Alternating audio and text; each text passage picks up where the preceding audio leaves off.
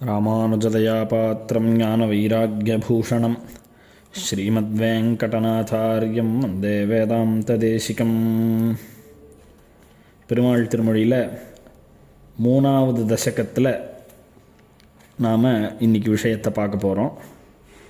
இந்த தசகத்துக்கு ஒரு தனி ஏற்றம் உண்டு. இது தசகம் அப்படிங்கிறதே இதுக்கு ஒரு உபச்சாரத்துக்கு தான் சொல்லணும். ஏன்னா இந்த திருமொழியில் 9 பாசுரங்கள். பெருமாள் திருமொழியில் மாத்திரம்தான், இந்த திருமொழியில் மாத்திரம்தான் 3ஆம் திருமொழியில் 9 பாசுரங்கள் கொண்ட ஒரு தசகம். ஏன்னா இது க்ளோஸ் டு 10 அப்படிங்கிற கவுண்ட்டுனால ரவுண்ட் ஆஃப் பண்ணி இதை ஒரு தசகமாக நாம் இந்த பெருமாள் திருமொழியில் பார்க்குறோம். வேறு எந்த பிரபந்தங்கள்லேயும் 9 பாசுரம் கிடையாது. இந்த பாசுரங்கள்லாம் தனித்தனியாக கவுண்ட் பண்ணோன்னாக்க ஒரே பாசுரம் திருவழுக்கூற்றிருக்கை, அதுக்கடுத்தது 7 பாசுரம் திருவாசிரியம், அதுக்கப்புறம் 9 பாசுரங்கள்ன்றது இந்த தசகம். இது ஆனால் 105 அப்படிங்கிற கவுண்ட்டில் தான் வரும். ஆனால் 105க்குள்ளே இருக்கிற ஒரு 9 பாசுரம் அப்படின்னு அனுபவிக்கணும். அப்படி இந்த தசகம் மெய்யல் வாழ்க்கையை அப்படிங்கிற ரொம்ப குட்டியான தசகம். குட்டியான தசகம் 2 விதத்தில். ஒன்று கவுண்ட்டு 10 இல்லாத 9, 10 விட குட்டி. ரெண்டாவது பாசுரத்துடைய அமைப்பு ரொம்ப சின்னதான பாசுரம். இந்த பாசுரத்துடைய சந்தஸே ரொம்ப சிறியதான அமைப்பான பாசுரம் இது. அதில் முதல் பாசுரம், மெய்யல் வாழ்க்கையை மெய்யெனக் கொள்ளும் இவ்வையன் தன்னொடும் கூடுவதில்லையான் ஐயனே அரங்கா என்றழைக்கின்றேன் மையல் கொண்டொழிந்தேன் எந்தன் மாலுக்கே. பாகவதால் ஆசிரிச்சாதான் நமக்கு அகங்காரங்கள், மமகாரம், அகங்காரம்னா நான் அப்படின்னு தோற்றுகை, மமகாரம் அப்படின்னா என்னோடது, நான் இவ்வளோ படிச்சிருக்கேன், எனக்கு இவ்வளோ சொத்து இருக்குது. அதான் சங்கரர் கூட சொல்கிறார் பஜகோவிந்தத்தில், மா குரு தனஜன யௌவன கர்வம் அப்படின்னு. என்றைக்குமே இந்த விஷயங்கள்லாம் கர்வப்படாத. எந்தெந்த விஷயம் அப்படின்னா, பைசா இருக்குது, பல கோட்டிக்கு நான் அதிபதி அப்படின்னுவான். அடுத்த நாள் காலத்தால் இன்கம் டேக்ஸி இடி வரும், பிடிச்சின்னு போயிடும். பிடிச்சின்னு போய் பைசா மொத்தம் பிளாக் பண்ணதும் இல்லாத, ஃபைன் கட்டுறதுக்கு பைசா இல்லாத பிச்சை எடுப்போம். அந்த ஸ்திதி வரும். அப்போது பைசா விஷயத்தில் கர்வப்படக்கூடாது. அடுத்தது, இத்தனை மக்கள் இருக்கா, எனக்கு ஜனங்கள் ஜாஸ்தி, என்னோடய ஃபேமிலி பெருசு அப்படின்னு நினைப்போம். இந்த பைசா போயிடுத்துன்னா அந்த ஃபேமிலியெல்லாம் உன்னை மதிக்க மாட்டா. அதை நம்மாழ்வார் சாய்க்கிறார், அணைய வந்த ஆக்கமுண்டேல் அட்டைகள் போல் சுவைப்பர். பைசா இவங்கிட்ட இருக்குன்றது தெரிஞ்சாதான் அட்டைப்பூச்சி மாதிரி உன் கூட இருப்பா, இல்லைன்னா உனக்கு ஒருத்தர் கூட வரமாட்டா. இந்த பைசாக்காக தான் இந்த ஜனங்கள். அடுத்த விஷயம் எதில் கர்வப்படக்கூடாது அப்படின்னா, யௌவனம், அழகாக இருக்கேன் நான் பார்க்குறதுலே மன்மதனை மாதிரி இருக்கேன், என்னோடய அழகுக்கு இத்தனை பேர் வருவா, நான் ரதி மாதிரி இருக்கேன், நான் தேவலோகத்து ஸ்திரீ மாதிரி இருக்கேன், அழகாக இருக்கேன் அப்படின்னா ஒரே க்ஷணம் மூஞ்சில் ஏதான ஒரு மாறுதல் வரும். இப்போ இந்த காலத்தில் சொல்கிறாரு, இந்த பிம்பிள் அப்படின்னு சொல்கிறா. அதை விட்டால் வேற என்ன, இந்த இதெல்லாம் பரு வரும் மூஞ்சியில், என்ன வேணால் வரும். டக்குன்னு அந்த ரிங்கிள்ஸ் அப்படின்னுவா, இந்த சுருக்கமானது வரும். எத்தனை தான் மேக்கப் பண்ணிட்டு இது பண்ணிட்டாலும் அது ஒரு காலத்தில் அந்த தோல் மாறதான் போகிறது. அப்போது இந்த யௌவனம், நான் யௌவனமாகவே இருந்துட்டுருக்கேன் அப்படின்னு சொல்ல முடியாது. ஒரு குறிப்பிட்ட சமயத்தில் தான், அந்த சமயத்துலேயும் முகத்தில் பருக்கள், பிம்பிள்ஸு, டார்க் சர்க்கிள்ஸு எத்தனையோ சொல்கிறா. அதெல்லாம் வந்துடுத்துனா என்ன பண்ண முடியும்? அதனால் யௌவனத்தில் கர்வம் படக்கூடாது. யுவாவாக நான் இருக்கேன், நான் அப்படியே சூப்பர் ஸ்டார் மாதிரி இருக்கேன் அப்படின்னு சொல்லக்கூடாது. அப்போது இந்த விஷயங்கள்லாம் கர்வப்படக்கூடாது. அப்படி கர்வப்பட்டால் என்ன ஆகும்னா, ஹரதி நிமேஷாத் கால சர்வம் இந்த காலமானது அந்த ஒரு க்ஷணத்தில் அதை மாற்றி புரட்டி போட்டுரும், இந்த ரிவர்ஸ் ஆக்கி விட்டுரும். அப்போது அதிலெல்லாம் கர்வப்படக்கூடாதுன்றது தெரியறது. அப்போ இந்த கர்வங்கள்லாம் போகணும் அப்படின்னா, கர்வங்கள்லாம் போனால் தான் ஞானம் உண்டாகும். நமக்கு எல்லாம் தெரியும், எல்லாம் நான் அதெல்லாம் வாசிச்சுட்டேன் அப்படின்னா புதுசாக ஒரு ஞானம் உண்டாகாது. ஏன்னா இந்த அகங்காரம் மமகாரம் இந்த இந்த அஜ்ஞானம் நம்மளுக்கு எல்லாம் தெரிஞ்சிடுதுங்கிற அஜ்ஞானம் நம்மளை சூழ்ந்து இருக்கிறச்சே புதுசாக ஒரு ஞானம் உண்டாகாது. இன்னும் எத்தனையோ பேர் அந்த மாதிரி இருக்கா. இன்னும் நாம் எல்லாமே எல்லாம் அதெல்லாம் நான் வாசிச்சிட்டேன், எல்லாம் எனக்கு தெரியும் அப்படின்னுவோமே தவிர புதுசாக கற்றுக்கிறதுக்கு நம்மளை முயற்சி பண்ண வைக்காது இந்த அஜ்ஞானம். அப்போது இந்த அஜ்ஞானம் கழிஞ்சாதான் ஞானம் பிறக்கும். அப்போ இந்த அஜ்ஞானம் கழியணும்னா அகங்காரம் அவகாரங்கள்லாம் கூடாது. அதெல்லாம் கழியணும்னா என்ன பண்ணணும் அப்படின்னா பாகவதால ஆசிரியக்கணும். அதான் பாகவதத்தில் சொல்கிறது, நஹ்யம்மயானி தீர்த்தானி நதேவா மிச்சிலாமயாக தே புனந்தியுருகாலேன தரிசனாதேவ சாதவஹா.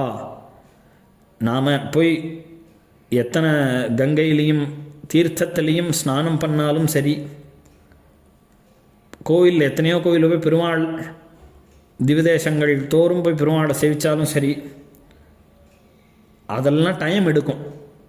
இந்த பெருமாள் சேவையோ புண்ணிய நதியில் தீர்த்தமாடுறதோ டைம் ஆகும். ஆனால் ஒரே க்ஷணத்தில் இந்த பாப்பங்கள்லாம் போகணும், நம்மளுக்கு அஜ்ஞானம் விலகணும், அகங்கார மமகாரங்கள்லாம் ஒழியணும் அப்படின்னா சத்துக்கள் பாகவதாள் ஸ்ரீ வைஷ்ணவாள் திருவடிகளில் போய் உழணும்.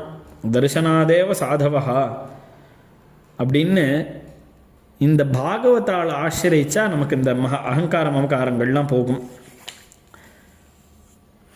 அவள் நம்மளை சாதாரணமாக அவளை போய் அவள் முன்னாடி நிற்கிறோம் நாமோ, அவள் நம்மளை கட்டாட்சிக்கிறதுக்காக பார்க்கல. அவள் சாதாரணமாக ஏதோ யாரோ ஒருத்தர் வந்திருக்கா நம்ம எதிர நிற்கிறான்னு பார்த்தா கூட நமக்கு புண்ணியம் வரும், நம்ம பாப்பங்கள்லாம் நீங்கும். அப்போது இந்த குலசேகர ஆழ்வாருக்கு அந்த பாகவத சம்பந்தமானது ஏற்பட்டுருது. இந்த பாகவதாள் விஷயமாக 2வது தசகம் பூர்த்தியாக தேட்டருந்திரல் தசகம் மொத்தம் பாகவதாளுடைய விஷயமாக சாதிச்சிருக்கார். அப்போது அவள் பேரில் ஒரு பிரீத்தி ஏற்பட்டு பாகவத சம்பந்தமாக கிடச்சி அவளுடைய சேவையில் ஈடுபட்ட இவர் ஐஸ்வர்ய போகங்கள் அவர்கிட்ட இருக்க ஐசா பைசாவெல்லாம் அந்த ஐஸ்வர்யங்கள் பேரில் இவருக்கு வைராக்கியம் ஏற்பட்டுருது. வைராக்கியம் ஏற்பட்டு இந்த தசகத்தை பூர்த்தியாக சாதிக்கிறார். அது மாத்திரம் இல்லை, அனுகூலராக இருப்பேன் அப்படின்னு சங்கல்பிக்கணும். முதல்ல பெருமாளே நான் உனக்கு அனுகூலனாக இருப்பேன் அப்படின்னா என்ன அர்த்தம்னா, அந்த அனுகூலத்தையானது பெருமாள் பக்கமில் பெருமாள் கிட்ட மாத்திரம் இருக்கக்கூடாது, பாகவத பர்யந்தம் இருக்கணும்னு சொன்னோம் கீழே. அப்போது பிரதிகூலனாக இருக்க மாட்டேன் அப்படிங்கிறதையும் சொல்லணும். பிரதிகூலத்தையாக நான் எந்த விஷயத்தையும் பண்ண மாட்டேன் அப்படின்னா உனக்கும் சரி பாகவதாள் விஷயத்துலேயும் சரி, பாகவதாள் விஷயத்தில் பிரதிகூலமாக எந்த காரியமும் பண்ண மாட்டேன். அதுதான் பகவானுக்கும் நாம் பண்ணுற பிரதிகூல வர்ஜனம், பிராதிகூல்ய வர்ஜனம் அதுதான். அப்போது இந்த பிராதிகூல்ய வர்ஜனம் எப்படி நடக்கும் அப்படின்னு கேட்டாக்க, இந்த விஷயங்கள்லாம் நாம் ஈடுபட்டோம்னா அது சரிப்படாது. இந்த ஆத்மாவுக்கு நாம் கேடு விளைவிக்கிறோம், பெருமாள்கிட்டேருந்து தள்ளி போகிறோம். பெருமாளுக்கு பிடிக்காத வஸ்து, சாஸ்திரங்கள்லாம் நிஷித்தமாக இருக்கக்கூடிய வஸ்துக்கள்லாம் நாம் ஈடுபட்டோம்னா அது பகவானுக்கு நாம் பண்ணுற பிரதிகூலம். அப்போது இந்த பிரதிகூலமான விஷயங்களெல்லாம் தவிர்க்கிறது எப்படி அப்படிங்கிறத இந்த தசகத்தில் சாதிக்கிறார். மெய்யில் வாழ்க்கையை மெய்யெனக் கொள்ளும் இவ்வையன் தன்னோடும் கூடுவதில்லையான். மெய்யில் வாழ்க்கையை மெய் எனக் கொள்ளும். மெய்யில் அப்படிங்கிறதுக்கு 2 அர்த்தம். மெய் இல்லாத வாழ்க்கை, மெய்னா உண்மை, உண்மை இல்லாத இந்த வாழ்க்கையை. உண்மை இல்லாத இந்த வாழ்க்கைன்னா என்ன அர்த்தம்னு கேட்டாக்க, இந்த காசு இருக்குது, அப்புறம் இந்த வீடு சொத்து சுகம் இதெல்லாம் இருக்கே, இதெல்லாம் உண்மை இல்லாதது. உண்மை இல்லாததுன்னா இதிலெல்லாம் தோஷங்கள் இருக்குது. அல்பத்துவம், அஸ்திரத்துவம், துக்க ஜனகத்துவம் அப்படின்னு தோஷங்கள்லாம் இருக்குது இந்த விஷயத்தில். ஏன் அப்படின்னா பைசா இருக்குது, இந்த இப்போ 1,00,000 ரூபா நம்ம கையில் இருக்குது. 1,00,000 ரூபா இப்போ இன்றைக்கி தேதியில் ஒரு பெரிய பைசா கிடையாது. 1 கோடி ரூபாய் இருக்குது அப்படின்னா அந்த 1 கோடி எத்தனை நாள் நம்ம கூட வரப்போகிறது? அப்போ அல்பமாக இருக்க போகிறது. அது உண்மை இல்லை. நம்ம கூட லைஃப் லாங் ட்ராவல் பண்ண போகிறதான்னு கேட்டால் கிடையாது. அது அஸ்திரம். அஸ்திரம்னா இந்த 1 கோடி ரூபாய் 1 கோடி ரூபாவாகவே இருக்காது. எதுக்காவது செலவுக்கு எடுத்தோம்னா அது 70 லட்சமாக மாறிடும். 30 லட்ச ரூபா செலவு பண்ணிட்டோம்னா அது 70 லட்சமாக மாறிடுது. அப்போ அது ஸ்திரமாக நம்ம கூட, அதுவே ஸ்திரமாக இல்லை. அதுவும் அது மாத்திரம் இல்லாத, அதை அனுபவிக்க முடியாமல் நாம் போயிட்டோம்னா நாமளும் ஸ்திரம் இல்லாத போயிடுவோம் அந்த பைசாக்கு. அப்போ அல்பத்துவம், அஸ்திரத்துவம், இந்த மாதிரி தோஷங்கள்லாம் இருக்கிறதுனால அது நிலை இல்லாதது, உண்மை கிடையாது அந்த பைசா. அப்போது இப்பேற்பட்ட மெய்யில் வாழ்க்கையை மெய்யெனக் கொள்ளும் இந்த பைசா தான் எனக்கு எல்லாம், இந்த வீடு தான் எனக்கு அபிமானம் வச்சுட்டோன்னா இந்த அல்பமான வஸ்துக்களில் அது ரொம்ப சிரமம். இது ஏன் பைக்கு, ஏன் வீடு, என்னோட செல்ஃபோன் அப்படின்ற ஒரு புத்தி ரொம்ப கஷ்டமான புத்தி. அது வரக்கூடாது யாருக்கும். ஆனால் நாமெல்லாம் அப்படி தான் இருந்துருக்கோம்.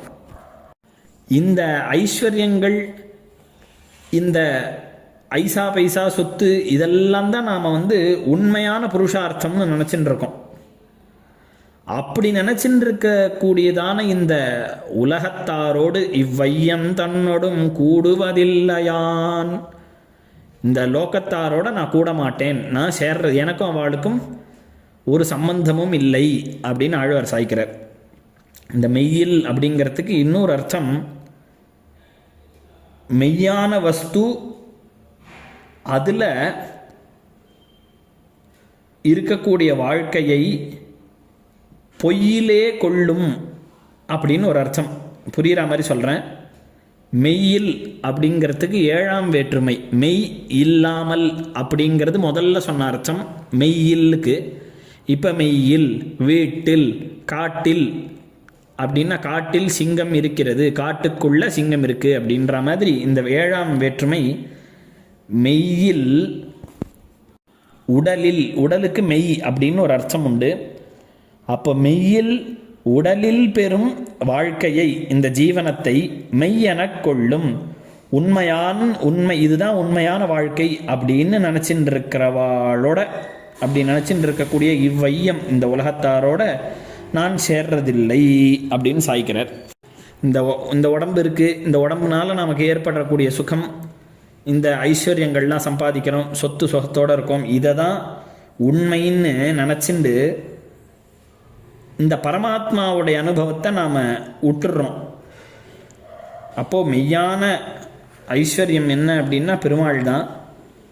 அந்த மெய்யான உண்மையான பகவத் அனுபவத்தை இழந்துட்டு இந்த உடம்பை சாட்டிஸ்ஃபை பண்ணுறதுக்காக டிவி பார்க்கணும், கண் சாட்டிஸ்ஃபை ஆகுது, சினிமா பாட்டு கேட்கணும், காது சாட்டிஸ்ஃபை ஆகுது, நல்ல பஸ்ஸு நிற்கிற இடத்துலலாம் வாங்கி சாப்பிடணும், நாக்கு சாட்டிஸ்ஃபை ஆகுது, நல்லா ஏசி போட்டுன்னு படுத்துக்கணும், உடம்பு சாட்டிஸ்ஃபை ஆகுது. இப்படி உண்மை இல்லாத உடம்பு, இது அஸ்திரமான உடம்புன்ற ஒரு அர்த்தம். இந்த உடம்பில் ஏற்படக்கூடியதான இந்த சுகங்களையும் புருஷார்த்தங்களையும் உண்மைன்னு நினச்சின்னு இருக்கோம். எத்தனை நாளைக்கு உண்மை கிடையாது. இந்த ஆத்மா போய் பெருமாள்கிட்ட சேர்ந்து அது சதா பஷ்யந்தி சூரையகான்னு பெருமாளோட நித்தியமாக இருக்கக்கூடியதான இந்த ஆத்மாவை க்ஷேமத்துக்கு தள்ளக்கூடியதான ஒரு காரியத்தையும் பண்ணாத, இந்த உடம்பு விஷயமாக பியூட்டி பார்லர் போகிறது இத்தியாதிகள் விஷயங்களெல்லாம் பண்ணிட்டு இதுதான் உண்மை, இந்த உடம்புக்கு நாம் உண்மையாக இருந்துட்டு, ஆனால் அது உண்மை இல்லாத வஸ்து, அப்படி இருக்கக்கூடிய லோகத்தாரோட நான் சேர்றதில்லை அப்படின்னு சாய்க்கிறார். இவ்வையன் தன்னடும் அப்படிங்கிறதுக்கு இந்த வையத்தாரோட இந்த வையம்னு தானே சொல்லியிருக்கு, வையத்தார்னு சொல்லலையேன்னு கேட்டால், கங்காயாம் கோஷகான்னு சம்ஸ்கிருதத்தில் எப்பயுமே சாஸ்திரங்களில் ஒரு விஷயம் சொல்லுவாள். கங்கையில் வீடு அப்படின்னா என்ன அர்த்தம்னா கங்கை கரையில் இருக்கக்கூடிய வீடுன்னு அர்த்தம். பொதுவாக நாமளே என்ன சொல்லுவோம், நம்மளை யாராவது ஏமாற்றிட்டா அப்படின்னா நம்ம சோகமாக ஒரு விஷயம் சொல்லுவோமே, இந்த உலகம் நல்லவனையே நம்பாது அப்படின்னா இந்த உலகம் ஒரு விஷயம் இருக்குது, அது நம்புறது தானே. அதில் உலகத்தில் இருக்கிறவாங்கிறது அர்த்தமோ அந்த மாதிரி இந்த வையம் அப்படிங்கிறதுக்கு வையத்தார்னு அர்த்தம். சில பேர் என்ன பண்ணுறா, பிரசித்த உபன்யாசம் பண்ணக்கூடிய வேறு சிலர் இந்த பாசுரத்தை எடுத்து இந்த பாசுரத்தில் குலசேகர ஆழ்வார் ஆதிசங்கரர் சொன்ன ஜெகன்மிச்சையை தான் சொல்கிறார் அப்படின்னுட்டான். ஆதிசங்கரர் சொல்கிற ஜெகன்மித்யைக்கும் இந்த பாசுரத்துக்கும் சம்பந்தமே கிடையாது. இந்த பாசுரத்தில் ஆழ்வார் பெருமாள் வேற ஜீவாத்மாக்கள் வேற அப்படிங்கிறத சாதிக்கிறார். ஆதிசங்கரர் ஜெகன்மித்யை அப்படிங்கிற விஷயத்தை சொல்கிறச்ச இந்த மெய்யல் வாழ்க்கை பாசுரத்தில் ஆழ்வார் கூட சொல்லியிருக்கார் அப்படின்னு சிலர் சொல்கிறா. அது சம்பந்தமே கிடையாது. இந்த வையம் தன்னடும் அப்படிங்கிறதுக்கு வையத்தார் அப்படின்னு அர்த்தமே தவிர இந்த வையம் அப்படிங்கிறத அர்த்தமாக வச்சுக்கக்கூடாது. அப்படி இந்த வையத்தில் இருக்கிறவாளோட நான் சேர்றது கிடையாது.